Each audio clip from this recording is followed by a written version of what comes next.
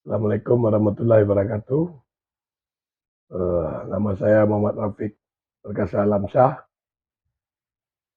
Kebetulan sekarang menjabat Ketua Umum Ikatan Pemuda-Pemudi Minang Indonesia, salah satu Ketua Umum Ormas Relawan Pemenangan Jokowi, Aliansi Masyarakat untuk Nawacita, dan kemarin juga masuk di tim kampanye nasional Jokowi.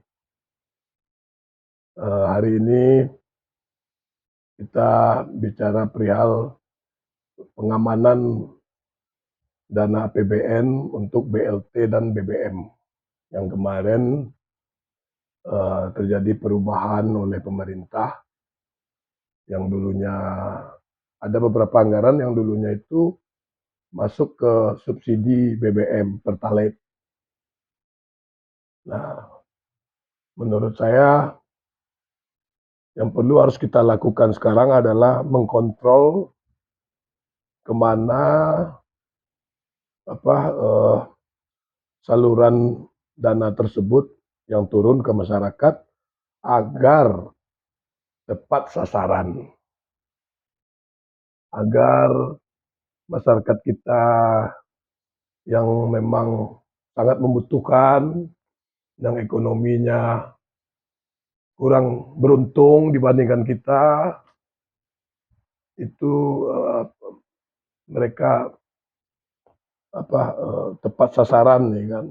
Karena pasca COVID ini prioritas utama Presiden Indonesia itu memperhatikan masyarakat bawah. Kebijakan ini memang muncul untuk memprioritaskan masyarakat bawah.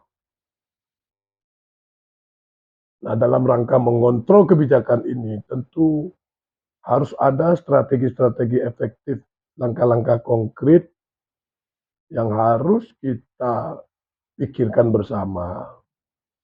Jadi kalau menurut saya, mengenai pengawasan controlling ini tentu harus kita lakukan secara kolektif. Selain pemerintah sudah mempersiapkan sistem yang bagus untuk penyaluran dana ini. Saya juga berharap salah satu elemen untuk yang mengontrol ini adalah kelompok-kelompok relawan Jokowi yang ada se-Indonesia, tanpa harus dikomando, mengawal dan mengontrol di lapangan. Karena pengalaman kami di lapangan, kadang-kadang karena kepentingan-kepentingan di bawah, dana tersebut nggak tepat sasaran. Nepotisme yang kuat itu salah satu problem masalah di bawah. Jadi misalnya kita banyak temukan itu di lapangan, lurah yang dia kasih itu cuman kerabat-kerabat koleganya saja, ya kan? Itu. Nah, ini perlu kita kawal. Selain dari kelompok relawan, tentu pemerintah juga harus memperkuat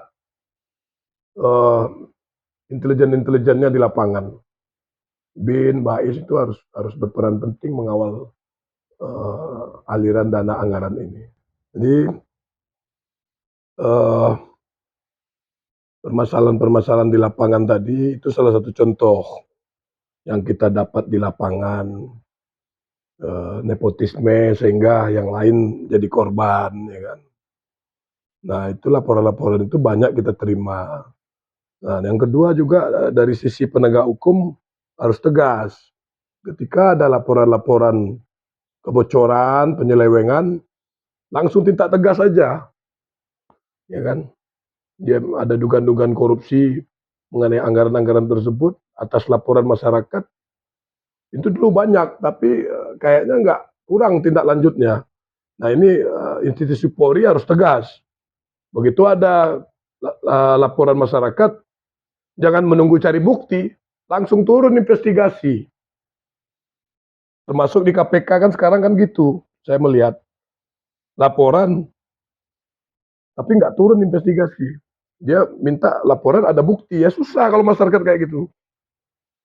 Ketika ada laporan, dugaan, harusnya cepat dimainkan di lapangan gitu. Ini mengenai dana ini juga saya perihal kemarin lah contohnya, masalah apa, BBM subsidi. Oposisi teriak-teriak, kadang-kadang saya lucu, di lapangan saya sering lihat kelompok pendukung oposisi bahkan elit-elitnya juga antri untuk BBM subsidi yang seharusnya itu hak hak masyarakat miskin. Nah, kita harapkan juga untuk yang kebijakan baru ini, kebijakan bansos BLT BBM, ya jangan seperti itu juga lah. Ikut ambil bagian di dalam, tapi setelah itu menuduh pemerintah aneh-aneh. Ini kan yang salah. Ini salah benar gitu. Nggak sesuai lah perilakunya kayak gitu. Tapi kecuali ya seharusnya oposisi itu yang saya senang itu adalah mengenai pengawalan BBM dan BLT ini, saya berharap oposisi itu ketika ada kecurangan di lapangan itu laporkan ke polisi. Jangan menuduh Pak Jokowi, enggak lah, inilah anulah. Itu seharusnya. Ya. Nah, sehingga ketika akumulasi data se-Indonesia dari oposisi jumlahnya banyak, baru mengkritik pemerintah. Kan? Nah, ini kan nggak banyak apa goreng-goreng yang nggak benar gitu. Jadi dalam pengawalan ini payung hukum harus kuat, sistemnya harus efektif, sumber daya manusianya juga harus kuat. Bukan hanya tadi yang saya bilang tadi, bukan hanya yang kelihatan saja, ya kan? Maksimal jaringan relawan Jokowi di bawah dan juga jaringan intelijen pemerintah juga harus kuat gitu dan benar-benar serius dalam mengontrol kebijakan ini. Ini sangat penting. Kenapa saya bilang sangat penting? Di saat sekarang ini di bawah, saya melihat pasca COVID ini banyak saudara-saudara kita yang kesusahan.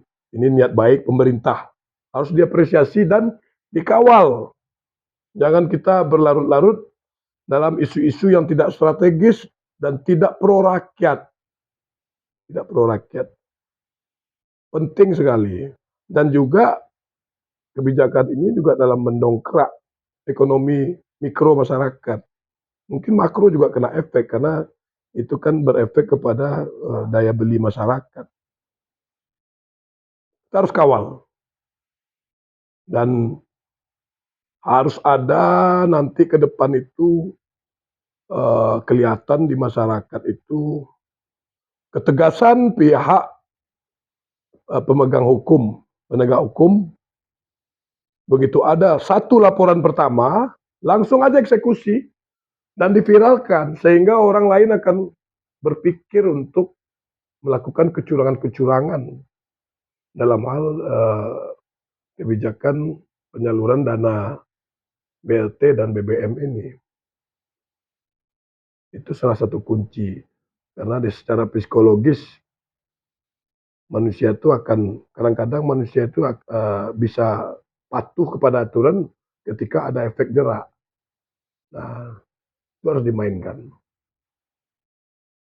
Pengawasan-pengawasan seperti itu. Saya pikir itu beberapa poin-poin yang harus kita bersama-sama secara kolektif kolegial mengawal ini. Ini penting, sangat penting. Ini fondasi untuk menuju masa depan. Ketika kesejahteraan rakyat tercipta, itu kan bangsa kita fondasinya akan kuat. Infiltrasi asing mau masuk juga susah. Asing itu gampang masuk ketika apa? Ketika masyarakat lapar. Ketika masyarakat lapar, itulah bahan buat mereka. Mengganggu tatanan sosial bangsa Indonesia. Nah, terakhir saya ingatkan sekali lagi.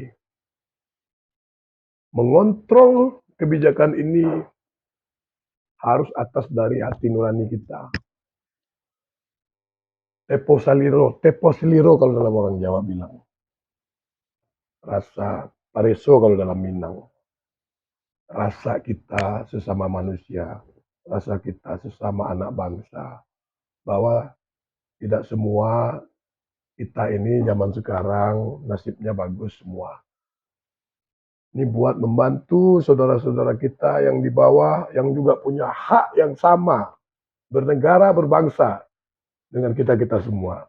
Mereka harus kita perhatikan dengan keterbatasan mereka. Dan kita berharap ke depan program-program seperti ini lebih banyak, lebih banyak, lebih banyak untuk membantu masyarakat-masyarakat bawah. Sehingga analoginya gampang, ketika urusan dapur, urusan transportasi mereka aman, pendapatan mereka bisa dialihkan untuk pendidikan yang anak-anak mereka. Ketika anak-anak mereka mendapatkan pendidikan yang bagus, ya otomatis negara kita akan kuat ke depan.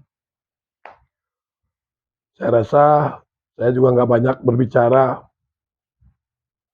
pesan kita cuma itu. Ayo kita kawal rame-rame, kita kontrol rame-rame anggaran negara untuk bansos, BLT, dan BBM ini. Sehingga tidak terjadi kebocoran-kebocoran tepat sasaran untuk masyarakat bawah. Karena itu memang yang dicita-citakan, diperintahkan oleh Pak Presiden Jokowi dalam konsep nawacitanya. Bagaimana membangun masyarakat Indonesia ini makmur, sejahtera, tidak ada lagi kelaparan, tidak ada lagi kemiskinan.